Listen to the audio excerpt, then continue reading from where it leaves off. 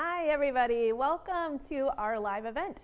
My name is Brenda K. Anderson and I'm a crochet designer and also a crochet instructor. And today I'm very excited to teach you guys, especially those of you who don't know anything about crochet or are just learning about crochet or just kind of interested in crochet. I want to kind of get you started on that path. I want to share some tips, some encouragement. I will be showing you the very bare bones of crochet also. And I am going to be focusing a lot on the questions you guys are putting into the chat box. So if you guys have questions, I am here for you. I want to answer those questions for you and help you guys out if you're having trouble or if you're stuck. But I do have a list of like the most common things that I'm asked.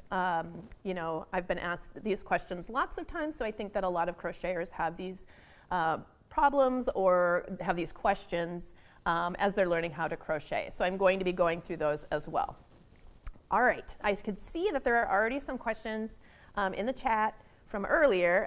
One question is, I struggle with actually being able to see how people make the magic ring. Okay, and so we'll talk a little bit about that. I'm going to demonstrate that in just a little bit. I'll be demonstrating basically how to work back and forth and turned rows in single crochet, the very, very like building blocks of crochet. That's usually where people start out. I'll be teaching that, and I'll be teaching the magic ring and how to begin working in the circle, because I know, especially in the last like 5 to 10 years, the world of amigurumi has just exploded. If you don't know what amigurumi is, those are like crocheted stuffed toys, like this little guy here. And oftentimes amigurumi is made in the round, and you begin with the magic circle. And the magic circle is something that's a little tricky to learn. Once you learn how to do it, it's very easy to do, but it can be very hard to see. So I'll be showing everybody that. So I'm going to get back to your question in just a little bit. I did have another question about Lori is saying, my daughter's 11 and would like to learn how to crochet. I hope this event will take her from the very start. She has no experience. So Lori, two things. First of all, like I said, I'm going to be showing the very basics of crochet, so that will just get her started. But this whole live event is kind of centered around the 14-day Learn to Crochet series. So that's taught by me. That is like a series that's free. All you have to do is register. There should be a link in the description for that. But you just sign up, and then I show you, a different skill every day, and it's just like little small steps to build upon until you are able to explore other aspects of crochet. And there's tons and tons of both free and also there's paid content on the Creative Crochet Corner website. So feel free to look at that stuff, but there are lots and lots of free resources. If you're just starting out, you're not sure if you want to commit to paying anything, or you're just interested in learning to crochet, we've got tons and tons of resources for you as well on that website. All right, so I think, there was one more question that I heard. Somebody had a question. They're a left-handed crocheter, and they want to know, like, how can you learn how to crochet left-handed? So many of the videos are with a right-handed person like myself. And the trick is, if you're a left-handed person, if you flip your screen, if you're watching a video and you flip it horizontally, so you're watching a mirror image, or if you can't figure out how to do that on your computer, you can also just take a mirror and watch the program or the video in the mirror of your screen, so it will be mirrored, flipped. Then it will look just like I'm left-handed. So basically all the instructions are the same, but you just have to watch out for if I say something like, count 3 stitches to your left, you would be counting 3 stitches to your right, if that makes sense. That doesn't come up that often. Normally the instructions, even written patterns, can just be reversed and worked in the opposite direction. Basically, if you're a left-hand crocheter and you follow the directions but in reverse, you'll just end up with exactly the same thing but a mirror image of it. So most of the things you make, like a beanie or something else like that, if you flipped it and looked at a mirror image of it, it would look pretty much the same. So it really doesn't make a difference. So anyway, for those of you who are lefties, flip your screen and it'll look like I'm left-handed. All right, so let's just start. Before I show you the very building blocks, beginning crocheting, I just want to talk a little about the materials, because I know if you are brand new to something that you go to the store and you don't really know what to get. And maybe some of you are lucky enough to have other friends who do yarny things and they could just kind of lend you something so you could try it out. But if you are going to the store and you're going to purchase something, what do you buy? So it kind of depends on what it is you want to learn, but if you just don't have a place to start, most people begin by getting a number 4 yarn. So I want to show you here on a lot of ball bands, at least in the United States and some other places as well, they've started using this little symbol that looks sort of like a skein of yarn, and there's a number in the middle of it, just like this. This has a number 4. So the numbering system is basically, it goes from the thinnest yarn would be a 0, and then the thickest yarn would be like a 7 or 8, and that would be very large. Just for a comparison here, this one is a number 7. It's very thick. You can compare it to this yarn. Here, this is a number 4, and that's a number 7.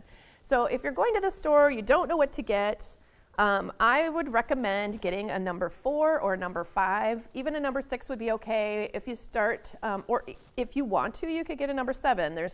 That is perfectly fine, but I would not get something smaller than a 4 when you're just starting, because it's a lot easier to see your stitches if your yarn is bigger. So this is one of the most common yarn sizes in the United States, the number 4. People use this a lot for Afghans, but you can also use it for sweaters and things like that. Beanies, scarves, it's a very versatile size. So that's why I usually recommend that people start with a 4, or a 5 would be just a little thicker. So, and then I would get something that is, when you're first excuse me, when you're first starting out, it's easier to crochet if your yarn has a little bit of give or a little stretch or a little squish or loftiness to it. So I would look for something that's either a wool or an acrylic wool blend.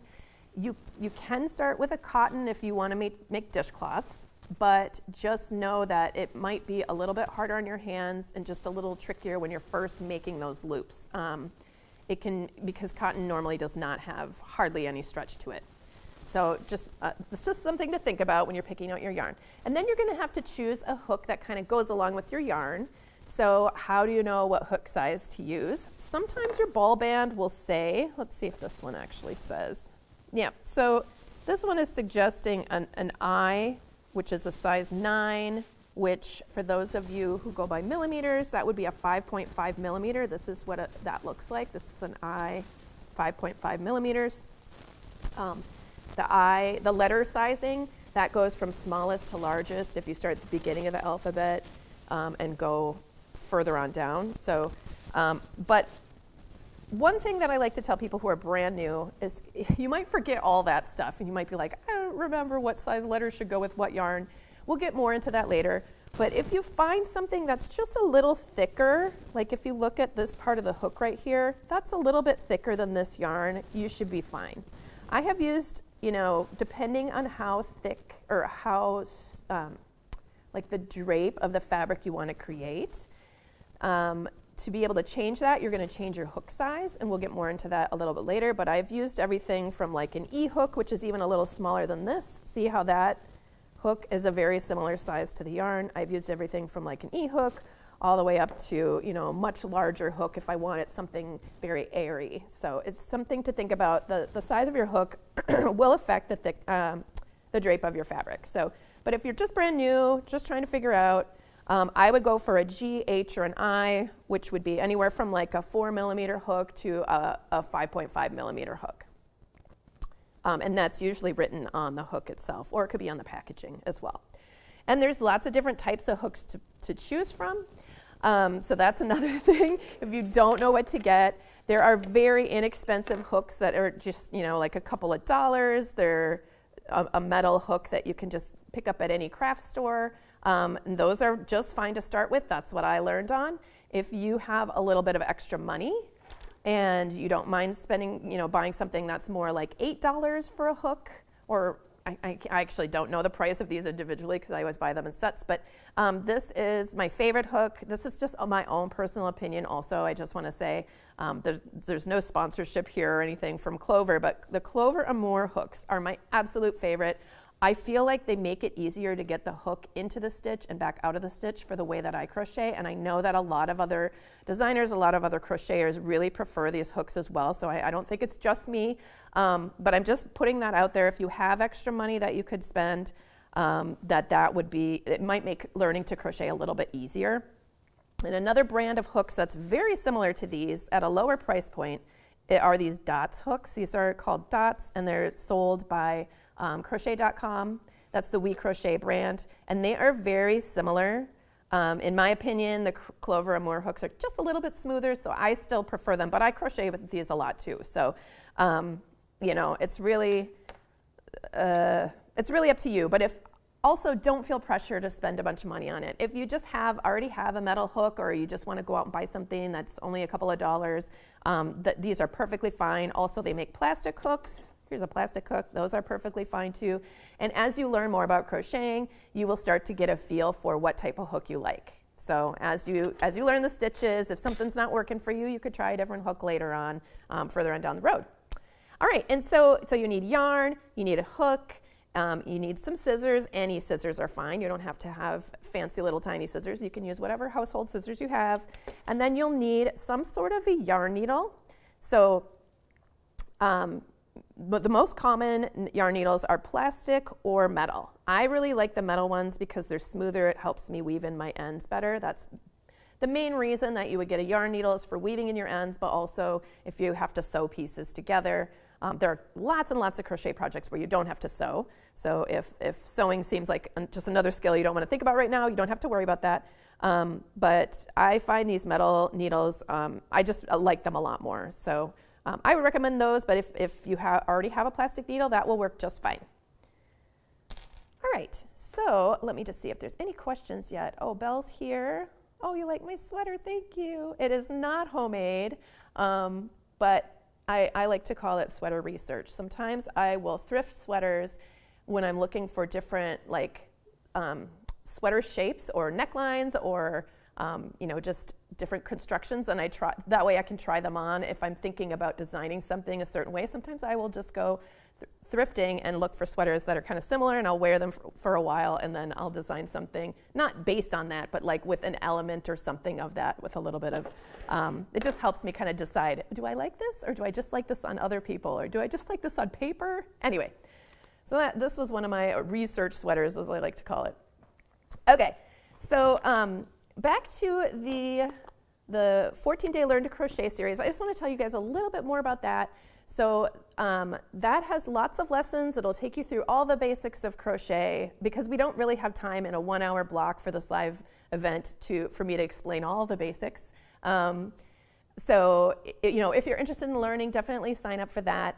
In that series, you will, by the end of it, learn how to make this cowl that I have here, in case you're wondering what this is all about. I've got this very chunky cowl. It's made with a number 6 yarn, which is a pretty thick yarn, so it works up very quickly. And this helps you to practice all of the basic stitches, so single crochet, half double crochet, and treble crochet. And it's a very simple construction method. And then the other thing you will learn how to make is this beanie. So this is made in the round. So this is using those skills that you might use for amigurumi. So you would start at the top of your hat and work around and around and around. You'll be learning how to make increases, and increases just means you're making your piece larger with more stitches, so that helps you to shape things. And it's just a very simple hat. It's all single crochet up here, and then when you're finishing it, that's single crochet just through the back loop. And if you don't know what that means, that's okay. You will learn that in this class, and I will show you a little bit about that as well. But I just wanted to show you the 2 projects in case you were interested or wondering what these projects are doing here. But I made the beanie up in a bunch of different colors here, just so you guys can imagine and think about. One of the cool things that I really love about learning or knowing how to crochet is that you can tailor things to your tastes, you know, including color, sizing, you know, all kinds of things. All of a sudden, when you know how to do this skill, you know, you can really make something that's very you, or someone else. If you want to gift it to someone else, you have lots of great design choices that you can make. You can, of course, just follow exactly what somebody else has written out if you just like their design and you like the yarn they use and the color, and that's great too. But it does open up a door to have, you know, to be able to make decisions, like maybe at the store you saw a hat that you liked, but it was, you know, too expensive, or it was made out of something that you wouldn't wear, but you would wear it in a different fiber. So you can really tailor things to your needs. All right, so let me just check in here. see if there's any questions. Okay. The basics on how to increase stitches and decrease stitches. Okay, we will get to that. So first of all, I want to show those of you who have never tried crocheting before just the very basics on single crochet worked and turned rows. I'll show you what that fabric looks like. Here's an example of single crochet worked and turned rows. Okay, so this was done with an acrylic yarn, kind of a chunkier yarn. I'm going to be using this very large number 7 so you guys can see a little bit better. So to start out, and I'm using a 12 millimeter hook just in case you were wondering what this is. To start out, we're going to make something called a slip knot, and you may have made that in other crafts before, but I'll show you how to do it. So here's the tail of my yarn. So we're just going to draw like a little loop or like a cursive E, just kind of a little loop like that. Then we're going to take this loop and we're going to flip it over so it's sitting right on top of this strand of yarn. This is what's connected to the ball here. So I'm going to flip it over just like that. That's what it looks like. And now I'm going to take this strand right here in the middle and I'm going to put that on my hook like that. And I'm going to place my finger, you don't have to do it exactly like this, but I'm going to place my finger here where everything crosses so that I can kind of hold everything together, and I'll tighten that up. Now I did that in a kind of exaggerated way, just so you could see what I was doing. Normally when I make a slip knot, I just wind it around my finger like that, and then I flip it over and put my hook underneath that center strand, just like that, and that's already pretty much tightened up. So when you put that on your hook, you want it to, you can, because it's a slip knot, you can make this very long, you can make this very short. You want it to be long enough so that you can drag it back and forth like this on your hook, but not so long that it just falls off of your hook when you tip it like this. So it should be, close but not snug, I would say, because you really, when you're crocheting, you really want those loops to not be super tight, otherwise it's going to be difficult to work into them on the next row. All right, so now, here's my yarn tail over on this side. Here's my ball of yarn connected to this strand here. So when you are working on, okay, I should just say also, when you're holding your crochet hook, there's lots of different ways to hold it. The two most common ways are like this. This is how I hold mine. I put my thumb here, and then I can use my finger up here to help me with these loops. Or a lot of people crochet in this direction. This is the pencil grip. People call it the pencil grip. So they're holding it basically like you would if you were writing with a pencil. So we got the pencil grip, and this is called the knife grip, like that. There are also lots of other ways to hold your hook, and there's no wrong way to do it. So don't feel like you have to do it a certain way. Although if you are having a lot of trouble making your stitches or maintaining like an even tension on your stitches, then it may help to just look at how other people hold their crochet hook and try to do it a different way just to see if that helps. All right. Anyway, I'm going to hold my hook like this. And to start making a chain, which is the foundation of almost, like most crochet projects start with a foundation chain, especially if they are flat. If it's a flat thing like this, it's not a tube or something worked from the center out in a round circle. So we'll get to that later. But if you're just making a very flat, like a flat piece, you're going to start out with a foundation chain. So to do that, I would recommend hanging onto your knot down here. You can do that way, or you can do it this way, just kind of hanging onto that so it's not spinning around when you first try this. And then you're going to grab the yarn connected to the ball, and you're going to wrap it around the back of your hook and over the top like that. And then you're going to pull that loop through the loop on your hook.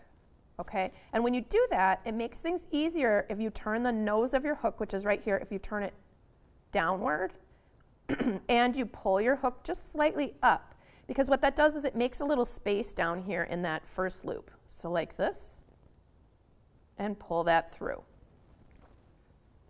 So we're going to do that again. So we're wrapping the yarn around the back of the hook like that, and I'm steadying this down here with one of my hands just kind of hanging onto it so it's not spinning around. And then I'm going to take my hook and twist it slightly and bring it through that loop. And I'm also pulling up just a little on my hook to make that loop big enough to get my crochet hook through. okay? Like that.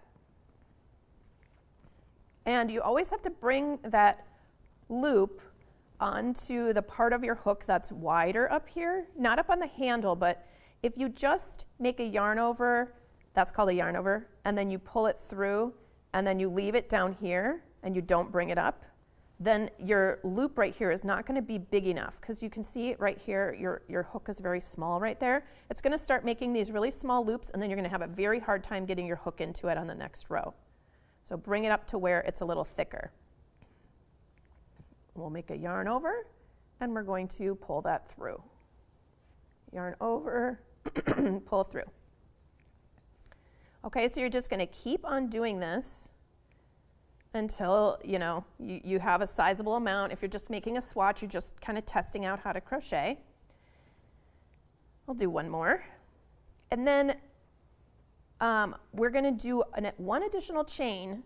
Like if this was the amount of stitches you wanted, you would make one more chain, which would be just like what we were doing. Those are called chains. We're going to pull that through, because that chain that we just made, that is going to count as a turning chain. And what a turning chain is just basically like a little ladder to get you up to the next row when we start working across. Just think about this as being a little ladder. And also I want to point out, there's always going to be a loop on your hook. We started out with the slip knot on our hook. This never counts as a stitch. So if you're counting up how many chains you have, don't count this one, because that's always, that is just sort of a freebie. You just think about this as just being part of your hook, not actually a stitch. Excuse me.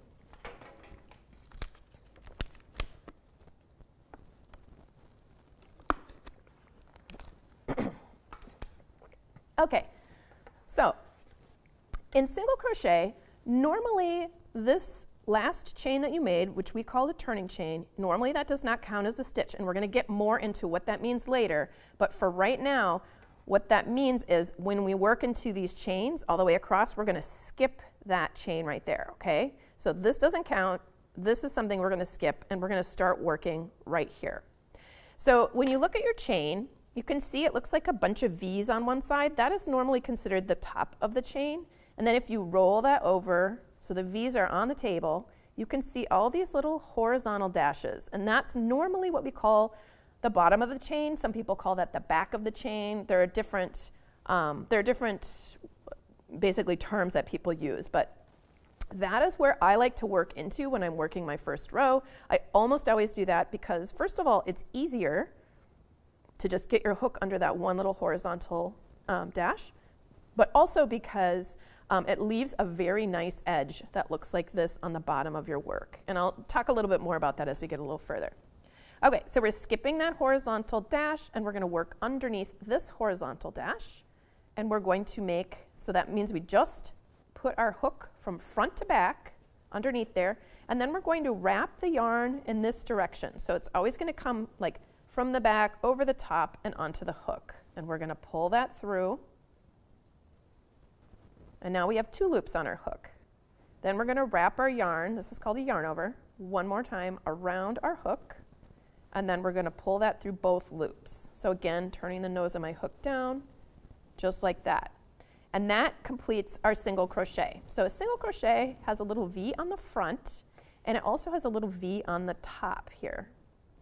So let's do that a little bit more. So we're going to insert our hook underneath the next dash. Then we're going to yarn over, bring that through.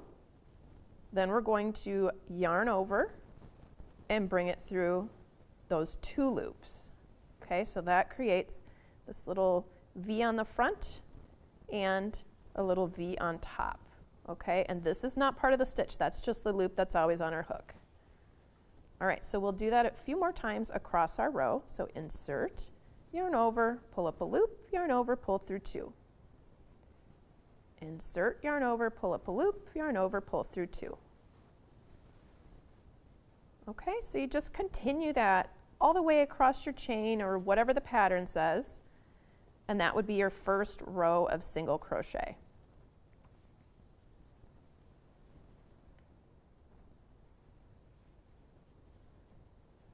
Just like that. Okay, that's what it looks like. And if you want to count your stitches, you can count the V's on the top of your work. So 1, 2, 3, 4, 5, 6, 7, 8. Okay, just like that. And there's that little turning chain on the side. That does not count as a stitch. We're not going to work into that. That's just kind of our little ladder to get up.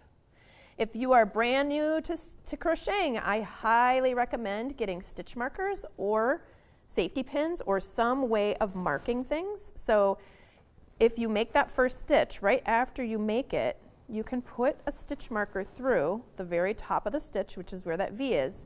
Then when you're working your way across, you'll know that that is the last stitch you work into. It just makes things a little easier. Okay, so once you get to the end, you need to give yourself another turning chain, just like we did before. So we're going to wrap the yarn around our hook, and we're going to pull that through, and then we're going to turn this like we're turning a page in a book. Okay, so just like this, and now we can work across. So you'll look for those little V's on top. Those are the places where you're going to insert your hook. You're going to go underneath both loops unless the pattern specifies otherwise. And this is the loop on our hook that doesn't count. This is our turning chain right here. So that's just a little ladder. That is not counting as a stitch. And then we're going to work across our row. Okay, so we're going to insert under those 2 loops, pull up a loop, and pull through 2. We're doing exactly the same thing we did on the previous row. Okay, so this is called a single crochet stitch. This is the usually the very first stitch most people learn when they're learning how to crochet. It's kind of known as like one of the very basic things that you can learn in crochet. And if you can do this, you can make all sorts of things. And here's our very last stitch. We had marked that, so we can work into that last stitch, just like that, making our single crochet. And then we would continue doing exactly the same thing. So you chain 1, turn your work, skip the turning chain, work into the stitch under both loops of that V, pull up a loop, yarn over, and pull through 2. Okay, and then you can mark that stitch because you just made it. It'll help you on the next row. And once you get to, I should have probably pulled that out when I stitched into it. As soon as you get to that stitch and you can recognize it, you can pull it out because you're going to replace it in the next first stitch of your row, and just work, back and forth and turn rows. And really, everything else kind of builds off of this. We are going to talk about crocheting in the round in just a second here. I'm going to just check in. Oh, okay. So quickly, before we move on from this, we have a question about increasing and decreasing. So there's all different kinds of increases and decreases, but the very basics of increasing means you're adding more stitches. So the very basics is if you were, you're stitching along, say we're working in single crochet here, we just did a stitch in here, but if we're making an increase there, we just put another stitch in the same exact spot. Okay, so that means now we have 2 here. And if we were going to, and so that we have more stitches, and eventually that's going to widen out and it's going to change the shape of our piece. And if you are doing a decrease, here, we'll move over here. I'll do a couple more stitches. Let's say you're doing a single crochet decrease. The basic single crochet decrease is you go in to the next stitch, yarn over, and you pull up a loop. Before you finish that, though, you go into the next stitch, yarn over, and pull up a loop. And then now you can yarn over and pull through all of those loops. And what that did was it took 2 stitches and made it into 1 stitch. That is kind of how most decreases are made, but it depends on the stitch that you're doing. So there could be all sorts of different ways to decrease. Oftentimes, and actually maybe I'll save this for when we start working in the round. No, I'll just do it right now. If you are doing an invisible decrease, this is something that's very common in amigurumi, but I also use it in all kinds of other patterns. If you're doing an invisible decrease, usually you will be instructed to put your hook underneath just the front loop of the next stitch and just the front loop of the following stitch, and you'll grab that yarn, pull through both of those, so you've already decreased them into 1 stitch, and then yarn over and pull through 2. And you can see what this is doing to my fabric. It's bringing it in because that's what's shaping it. We now have fewer stitches across than we did before, okay? So that's just basically the very basics of increasing and decreasing. But there's more information about that in the 14-day Learn to Crochet series. All right. So the next thing, here I'll just pull this out. Next thing I want to show you is how to make the magic loop. We had a question about that. This is something that is done many, many, many different ways. I will show you my favorite way to teach beginners because I feel like it's a little bit easier to understand it this way. But I also forgot to mention, for those of you who are not beginners, who are just kind of along for the ride and having some fun, or maybe getting some little tips, things you didn't know, if there are things that you think would really help beginners, please put those in the comments because we want them to have, everybody's good advice, okay? That would be really great. I always learn so much from you guys. And I've been doing this for a very long time. There's always new things that I didn't think of because, crowdsourcing is an amazing thing. Okay, so here again, we're gonna start this out in a very similar way to the slip knot. So here's the end of our yarn. This end is connected to the ball. So we're gonna draw that loop just like before, and we're gonna flip it over onto this strand just like before when we were making our slip knot, just like that. Then we're gonna put our hook underneath that center strand, and we're not gonna pull it tight. We're just gonna leave it like this. Now, we can make a yarn over and pull through. That's just basically making, chaining one, just like that. We're just pulling through that strand on the hook. And then we can start working here. But if we do one additional step, it will be much stronger. And that is to take, you guys see this circle right here? If you take that circle and twist it a half a turn, okay, so that's how it looks now. You just twist it like this. Then you can work over this double strand right here.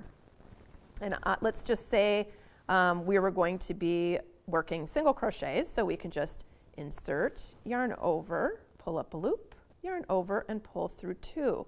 So we're working into that center hole there, basically. I'm gonna tighten this just a little bit because if it's too big, it can be floppy and hard to work into. But I keep my fingers in here to kind of hold it, and I'm having a little tension between my fingers and my hook when I do this. So there's 2, 3, 4,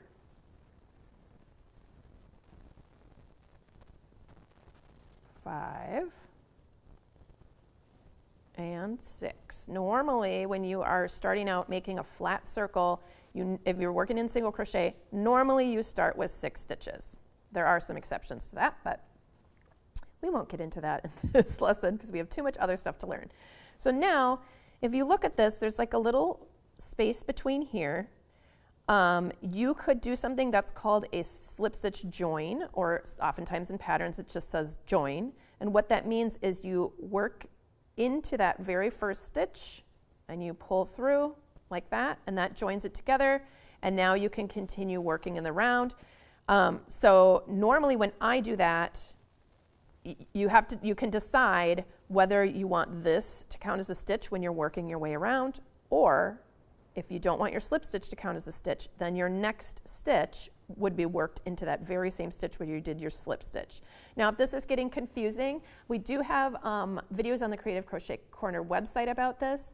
I did a whole video on help, why is my stitch count changing? And we're actually gonna get into a little bit of that here. One of the things that can happen when you're working in the round is you might be confused about where to put your next stitch. So we don't want to accidentally add more stitches. And when we did that slip stitch right just now into this stitch, if that counts as a stitch, we had 1, 2, 3, 4, 5, 6 stitches.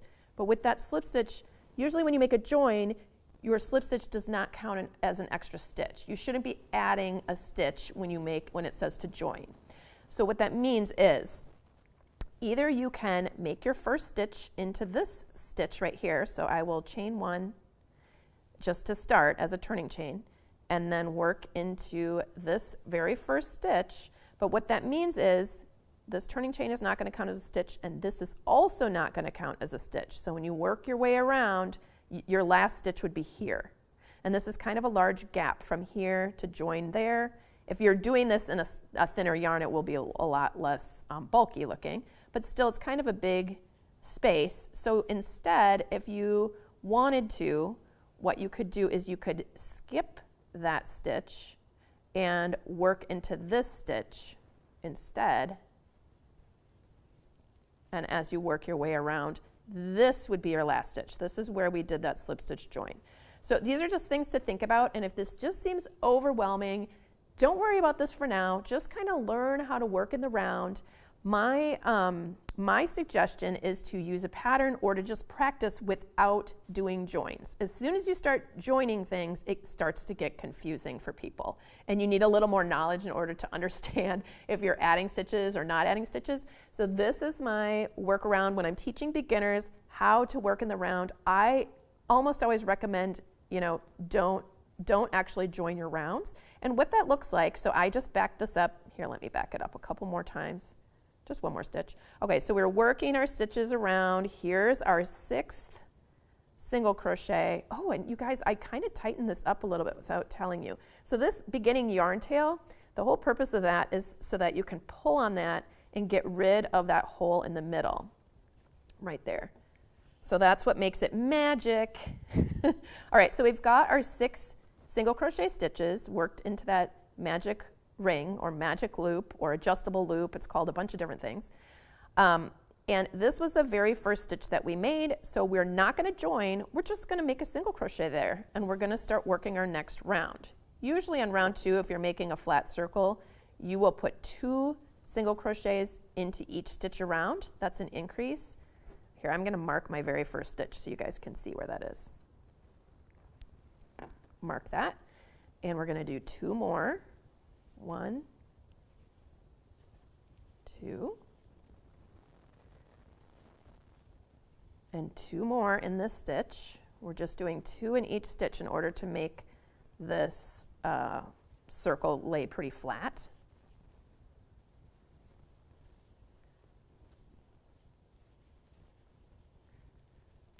And here is our very last stitch of the round. We did not do a slip stitch join, so every stitch counts as a stitch. You don't have to worry. It's just, it makes it very easy to keep going around and around without the joining.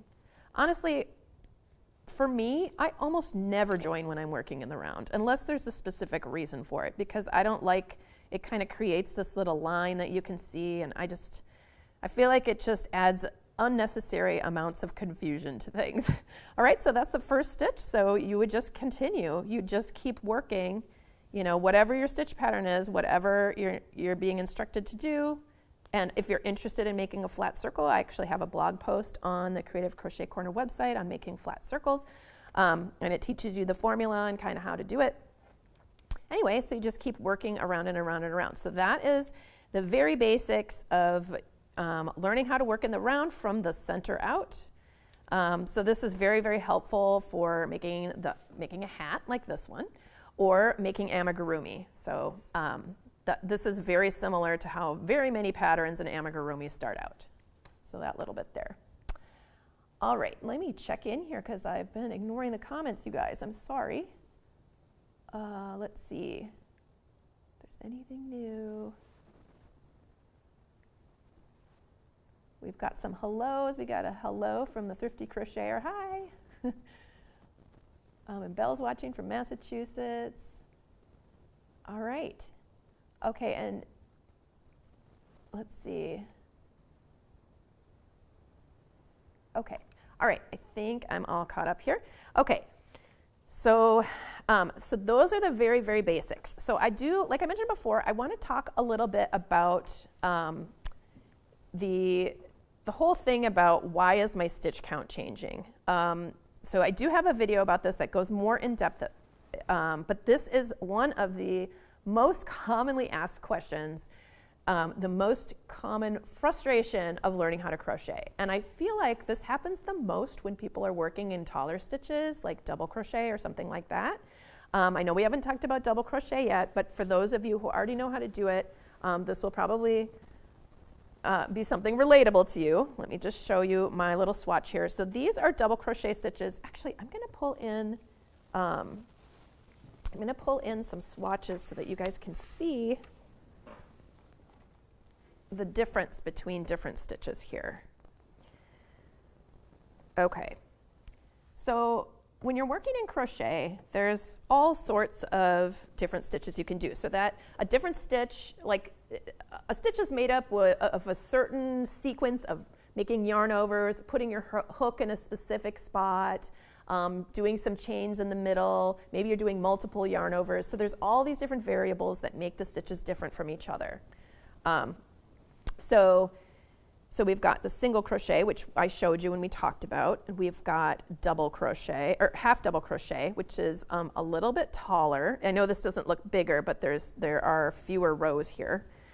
And then there is double crochet, and you can see there's a difference between these fabrics, right? Like not just the texture, but you can also start to see this one's a little drapier. There's some holes between the stitches. These are taller stitches here. And then here we've got a treble crochet, even taller. If I kind of spread this apart, you guys can see there's all those holes between the stitches. It just makes a different type of fabric. So there are many, many, many, I mean, just thousands of different stitches you can learn, but these are the most basic. And I do go through all of these stitches in the 14-day series if you're interested in learning more about all these different stitches. But as you're working up taller stitches, like double crochet stitches or treble crochet stitches, oftentimes we come into problems with having the edges of your work doing weird things, especially if you're newer to crocheting. They might start to look like, these are maybe exaggerated examples, but it may start to look like this, or like this, or it could even look like this, okay? And what you're trying to make is this, right? Just a rectangle, but you're getting all these weird things happening.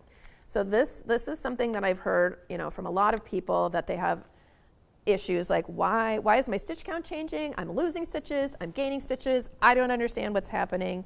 The main thing that happens here has to do with the turning chain. So we talked a little bit about the turning chain when we talked about single crochet. But here, let me just start doing so this is, I'll do a few stitches so you can see how double crochets are made. So normally when I do a turning chain to my little ladder to get up to the next row, I will do 2 chains like this and then turn my work. So you have to do an extra chain when you're doing a double crochet, or some people use 3, some people even use 4. It's kind of personal preference and you'll see what works for you. And I actually do have a blog post about this, about how to get the edges of your double crochet or your taller stitches looking straighter. On the Creative Crochet Corner website, there's a blog post about that. But in case you're interested in that. But right now I'm just talking about like losing stitches or gaining stitches and having the shape change into some sort of a, surprise trapezoid. So when you're doing double crochet, you'll do a taller turning chain. And then you'll start working double crochet stitches across. So to do a double crochet, you'll yarn over, insert, yarn over, pull up a loop, yarn over, pull through 2, yarn over, pull through 2. But there's this thing that happens when you are using taller stitches. Sometimes we are told this, your turning chain will count as a stitch. So what that is telling you is that not only when you count up your stitches at the end of the row do you count that turning chain, but it's also telling you 2 things. If this turning chain is going to count as a stitch, that means we don't work into this stitch right here. So remember, we did 2 chains and then we turned. So this never counts as anything. We've got those 2 turning chains and then we turned. What that means is if this counts as a stitch, our first double crochet is not going to be here, not in this stitch, it's going to be here, because you have to think about this turning chain as coming out of this stitch right here. So if it counts as a stitch, then you hop over to that second stitch and you make your double crochet there. Okay? So then when you're counting it up, this counts as a double crochet and this counts as a double crochet. All right, so let me just get over to the other side here.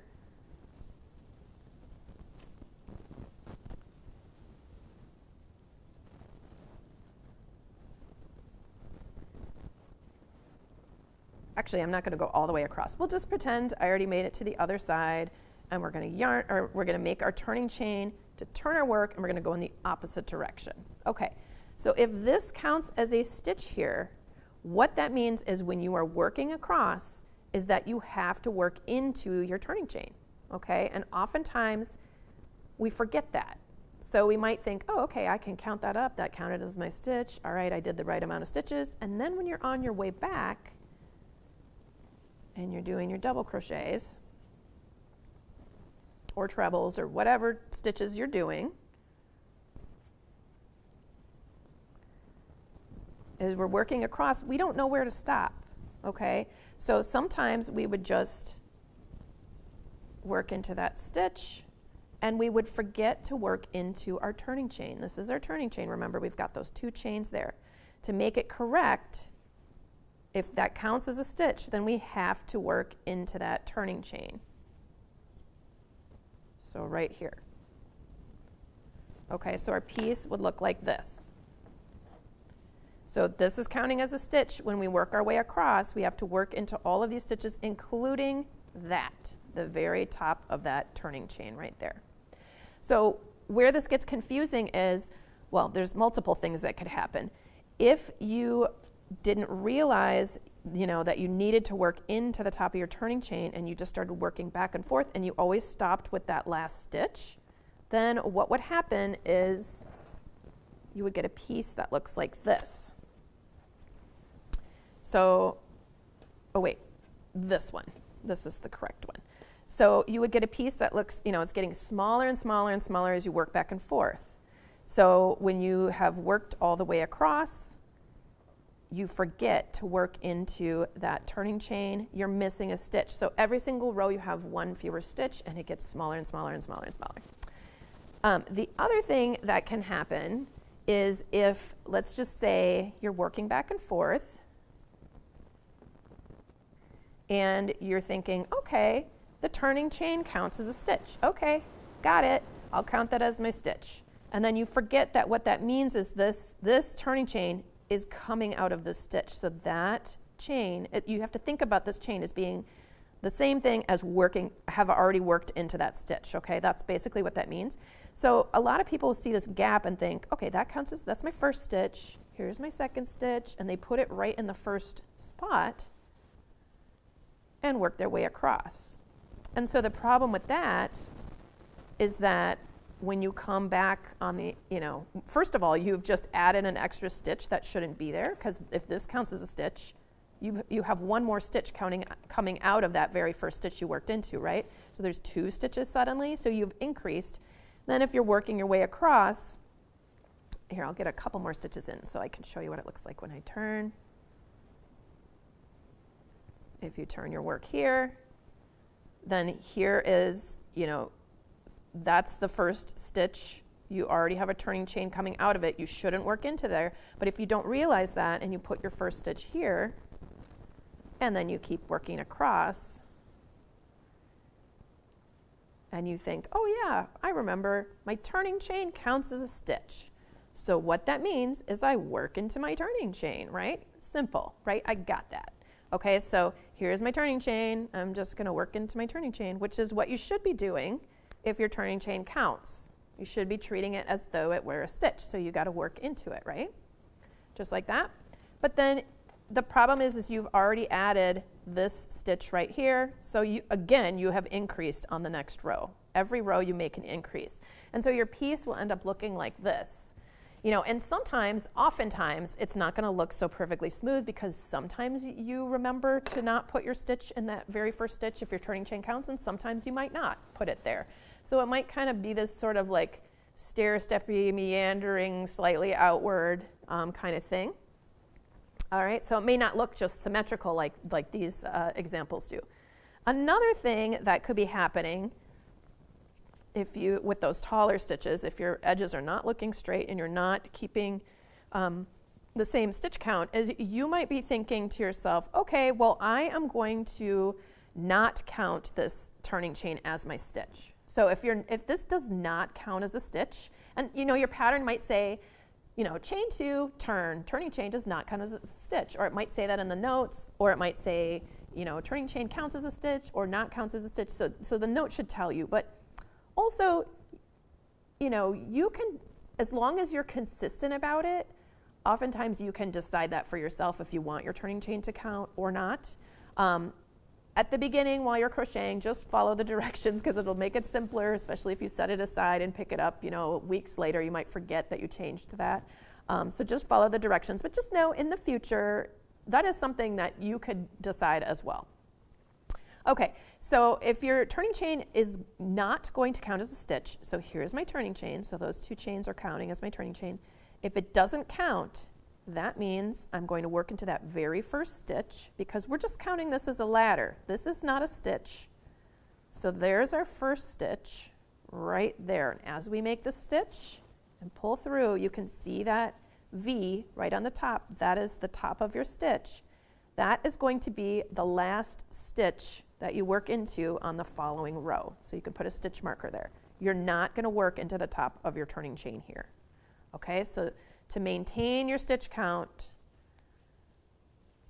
to do this correctly, if your turning chain does not count as a stitch, what that means is you place a stitch in the very first stitch that you have. You'll work across, you know, I'm just going to do my turning chain here just for the sake of time. I'm going to turn my work. Again, there's my turning chain, 1, 2. Those are both my turning chains. It counts as a turning chain, but that doesn't count as a stitch. So my first stitch would be here, okay, right at the base of that turning chain.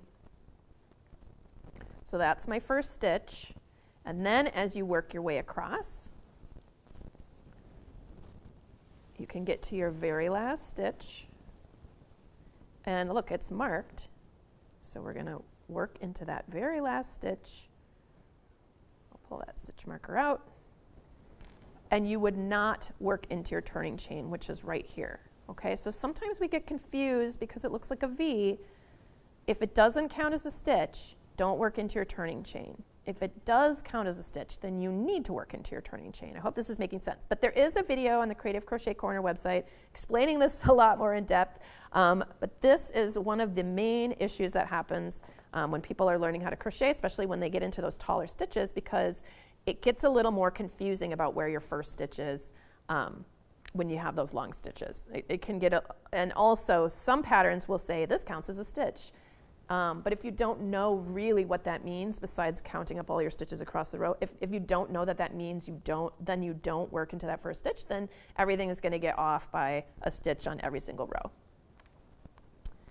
Okay, Bookkeeper 73 says that's some huge yarn and hook. Yeah, I brought this on, specifically today just so that it would make things a little bit more clear, so you can really see the stitches. Let's see. Oh, and Bookkeeper 73 says, this is how I made an apron instead of a blanket one time. I wasn't watching what I was doing. Oh, that's pretty funny. Yeah, we've all done, I haven't made an apron when I was trying to make a blanket, but I've made plenty of crochet mistakes.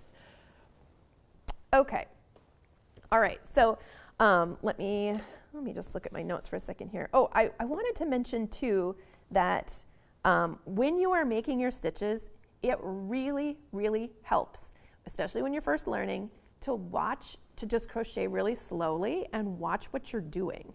So I know that seems ridiculous. You're going to be like, yes, I know. Of course I'm going to be watching what I'm doing. But for example, when you're making your turning chain, you can actually watch that chain form. This never counts as a stitch. And you can watch those V's form, and you can recognize those as your turning chain, as your if you're actually slowing it down enough, you can see, okay, there's one turning chain, there's the next turning chain, there's the loop on my hook. And when you're making those stitches, when you work into that stitch, you can see what's happening when you yarn over, pull through on your loop, and then when you start getting the loops off your hook, you can see, oh, that happens when I do a double crochet. It kind of gets that slant and that little stitch that points down. And look at where that's anchored, and you'll be able to start seeing that is where I put my stitches. Okay, this, if you look at the V, you can look where you're putting the hook.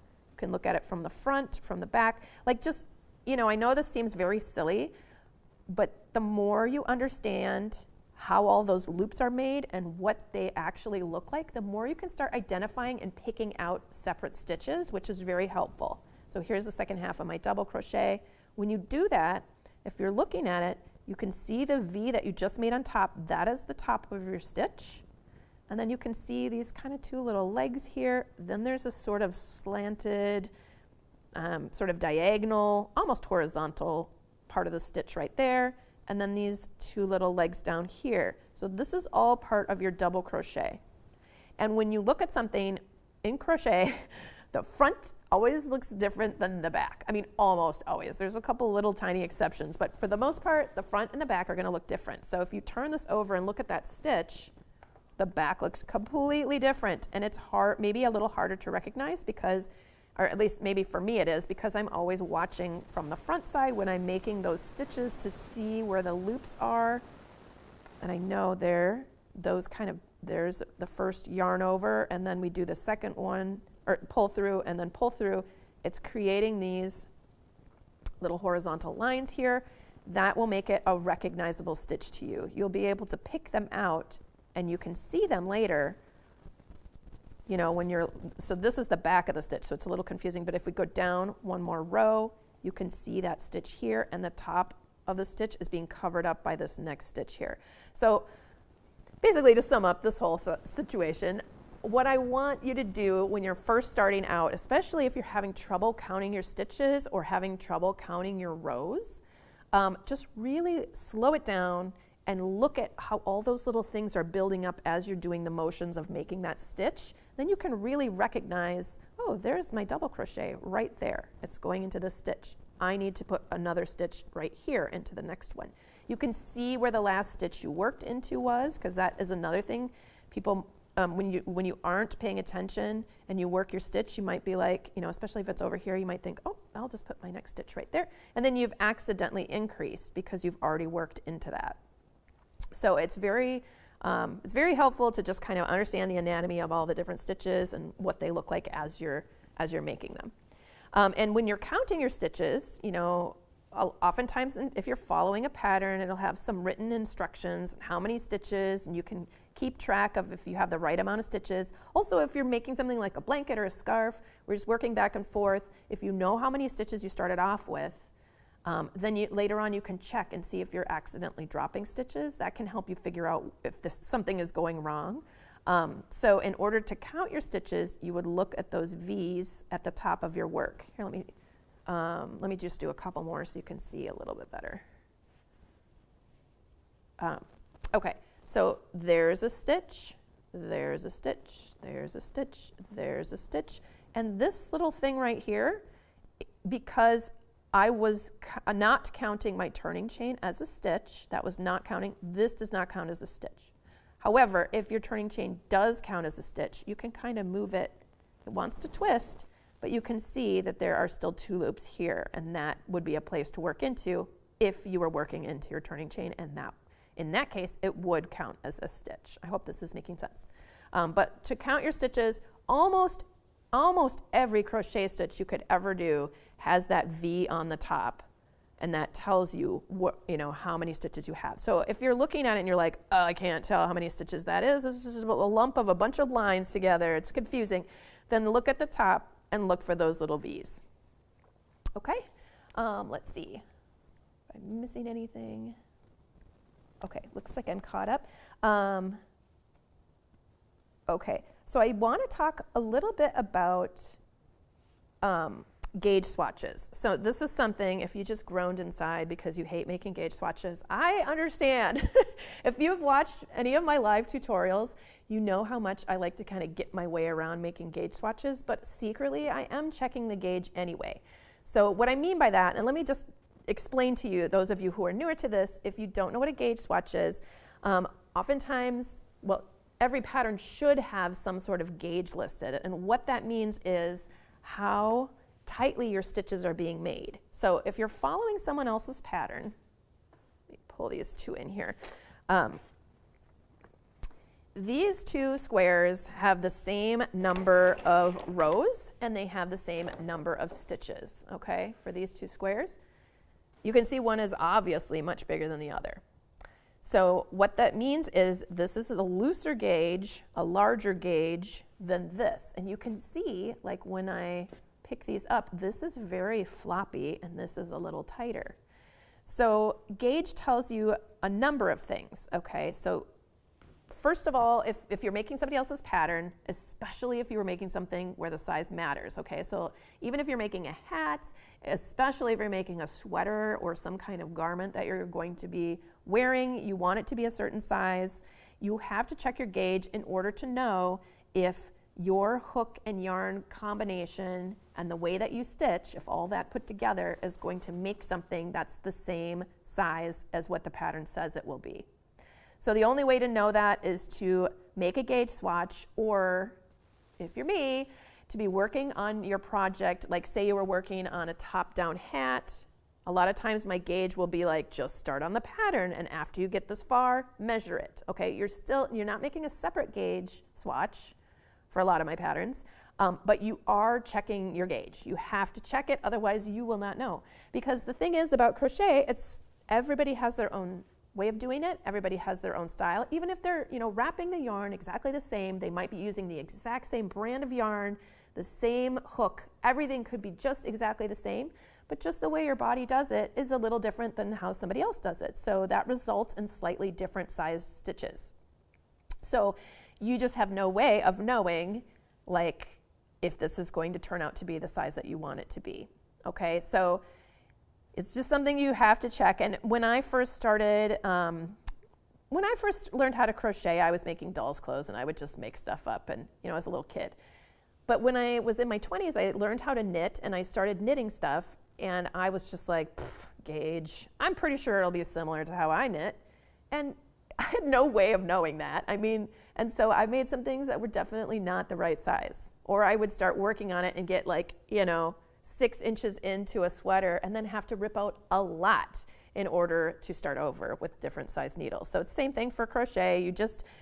It just saves you time in the long run. And thank goodness for the Harry Styles sweater trend with all the different patchwork, because you can take your gauge swatches that you made and you can sew them together and make something really awesome from that. So see, our gauge swatches are just like the road to making something else cool.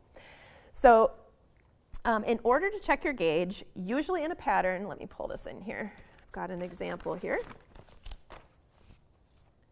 Usually in a pattern, it will say something like, here's the gauge section, 12.5 stitches by 11.5 rounds. Normally they're whole numbers, but I was making a sweater here and I just wanted to be very specific, equals 4 inches. So what that means is when you work it up, you'll put a little ruler on here and you'll measure 12.5 stitches wide and see if that's 4 inches, and then you will measure 11.5 rounds or rows or whatever, and you'll see if that's the same as what the designer wrote in here. If it is not the same, if you ended up with more stitches per 4 inches than the designer said, so that would mean you have lots more stitches packed in there. That means they're tighter and smaller. So what that means is you need to go up a hook size or 2 sizes or 3 sizes. There's no wrong answer for your hook if it gets you the fabric that matches up with what the designer was listing as the gauge, right? If you have fewer stitches, say you were supposed to have 12.5 stitches and you only had 10, what that means is during those 4 inches, you've got 10 stitches and they're a little bit bigger, filling up a little more space across those 4 inches. So there's only room for 10 of them. So what that means is you need to try with a hook that's smaller, or a couple sizes smaller. So, and that way you'll know that your piece is going to turn out the way that it should. The other really helpful thing about gauge swatches is that once you get a little fabric worked up, you can feel it, because oftentimes we are swapping one fiber for another, or we're swapping a different yarn brand. They might be slightly different thicknesses. Even if you have a number 4 yarn and your pattern calls for a number 4 yarn, it doesn't necessarily mean you're going to get the same gauge. Even if you were the one who made both gauge swatches, you might do a gauge swatch with one number 4 yarn, and you might do a gauge swatch with another number 4 yarn, and they might not be exactly the same. So if you have that little piece, that little swatch that you can hang on to, you can feel what the fabric's going to feel like. You can imagine oh, is this something that would feel good as a hat? I don't know, it might be too stiff. you know. So it gives you more information about how your project is going to turn out instead of just making the whole thing and then just, you know, being frustrated because it doesn't drape the way you want it to, or there's holes in between your stitches and it's letting the wind through and you don't like that in a hat. So there's lots of different reasons why you would want to check your gauge, whether it's a separate swatch or whether it's, you know, working on a small part of your project and then comparing and checking your gauge that way. You do have to check your gauge in order to know if it's going to fit. All right, so I did want to say, sorry, I just want to add one more thing onto that. When you change up the fiber content of your yarn, like say you substituted with a different fiber content, different fibers have different feels to them. So, you know, a cotton might be a little bit more rigid, a wool might be a little fluffier, have a little more give, flexibility, elasticity. This is an example of raffia. So this is like the extreme. This is basically paper that it's made out of. But these, you know, this is the same pattern, the same amount of stitches, and you can see that there's just a difference in how these fabrics look. You know, this is very, very stiff. This is floppy and soft. It's got some stretch. This really hardly has any. It's a very, you know, it's just a sturdy thing. So, you know, this is an extreme example. Obviously, you're not going to pick up raffia and decide you're going to make a sweater out of it. But, you know, if you were following a bucket hat pattern, you know, and you wanted to substitute with something else, it's not to say that you can't, because you absolutely can. It's just helpful to have that little swatch and feel the fabric and be like, okay, I can imagine this as making a good hat, even though it might have, you know, slightly floppier brim or a softer feel to it, or it might be a little stretchy. I think that's still going to work for my hat. You know, it's just another way to help you kind of make an informed decision about a yarn substitution. Okay, so I just wanted to leave you guys with a couple of let me just make sure I'm all caught up. Oh, we do have another question here. Belle has a question. Do we gauge swatch by doing single crochet for 4x4 in all patterns? No, that's a very good question. I'm glad you asked that. So most patterns should tell you what stitch pattern to do your gauge swatch in. If it doesn't, assume that it is whatever stitch pattern you're using in that pattern. So if you're making something in double crochet, you're going to do a gauge swatch in double crochet. Also, if you're making something in the round, you should be swatching in the round because your stitches are, when you work stitches in the round, they're different size and shape than if you work them back and forth and turn rows. And I know that that sounds hard to believe, and I did not believe that at first either, but then I did a test and I checked. And the reason is because crochet stitches are not, they don't have bilateral symmetry like knitting stitches do. So they fit together in these kind of weird ways. So when you're working back and forth and turn rows, they fit together and they look different than if you're working around and around. So just for an example, let's see, I've got, let me see if I have my circle here. Okay, so here is a circle in single crochet, worked from the center out, and here is single crochet worked and turned rows. So you can see, even if we fold this and we're only just looking at, you know, what, you know, not both sides of it, you can see that these ridges look different than these ridges here. And that's only because this is worked around and around and around with the right side always facing you, and this is worked back and forth and turned rows.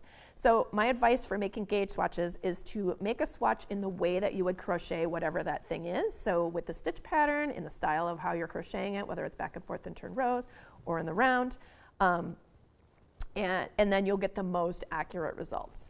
If you're just doing a single crochet swatch, unless the designer only gives gauge in single crochet, then you'll have to do it that way. I have actually seen some patterns like that, but it frustrates me when I see that because somebody might be able to match your single crochet gauge easily with the same hook you use, but then if you switch to a different stitch, that's making different motions, and who is to say that they're, you know, whatever that stitch, half double crochet or some kind of shell or cluster or whatever, some other kind of stitch is necessarily going to match yours.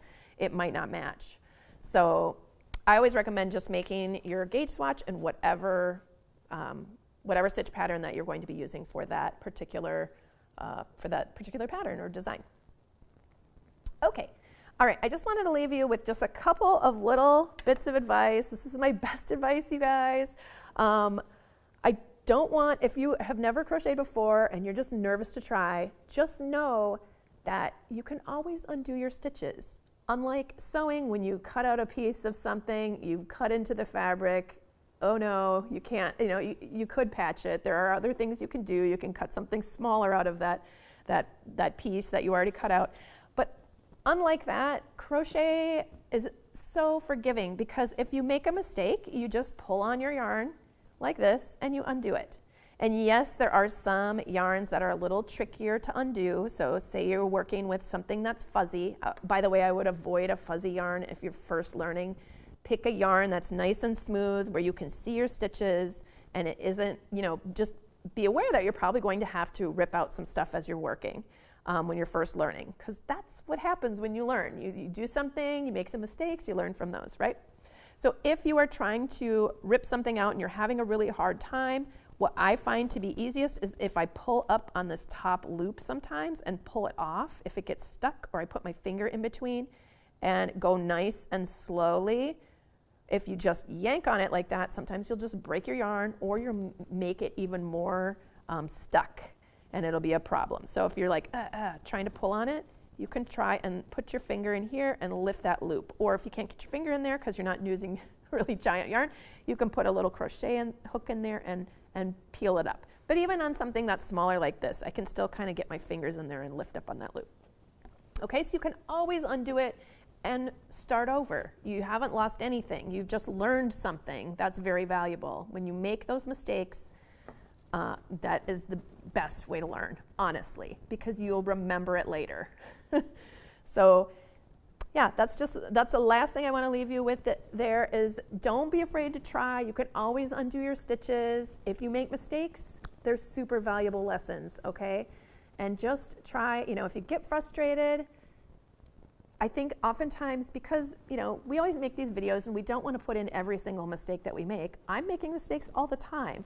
These live events, you will see me making mistakes and going, oh, I messed that up. I'm sorry, we're going to have to rip out these stitches. It happens because, even if you've been crocheting for a very long time, that happens. Especially when you're first learning, it's going to happen. You're going to make lots of mistakes, but those are that's just the best way to learn. I know it feels so frustrating, but you will remember those lessons. The ones that you make the biggest mistakes on, like you're trying to make a blanket and you make an apron. See, you will remember that, and that taught you something very, very valuable. So I just wanted you to go off and have some fun working up crochet projects, and also to the person who wanted to teach their 11-year-old how to crochet, or to anyone else who's interested in making amigurumi. There are lots of different ways to make amigurumi. But I wanted to just point out this one little project here. I didn't talk about this cat cube. This is made from working single crochet back and forth in turn rows, which I already showed you guys how to do. If you can do that, you can absolutely make this. I do have a full live tutorial on this with some other tips and tricks on teaching kids how to crochet, which, if you're an adult, that's okay. You can still learn from that. And who doesn't want one of these cute little guys when you're done? So this is a really great way to learn, and especially I had kids in mind when I designed this project, because you got to give them something where they're going to be excited about the thing they make when they're done, right? That really helps to motivate us. So I just wanted to put in a little plug for that, the Teaching Kids to Crochet live event, and it comes with the free download to make this little cat cube if you are interested in that. All right, well, thank you guys so much for joining me. I really appreciate you guys being here. I wish you all the best in your crochet adventures, and I hope to see you again. I do these live tutorials where I walk people through a project. It's unlike today. Usually I take a project from the beginning and walk you through the whole thing, and they range from being beginner friendly to more intermediate or sometimes slightly advanced projects. But definitely check back if you're interested in learning how to make some new things. All right, thanks you guys. Bye everybody.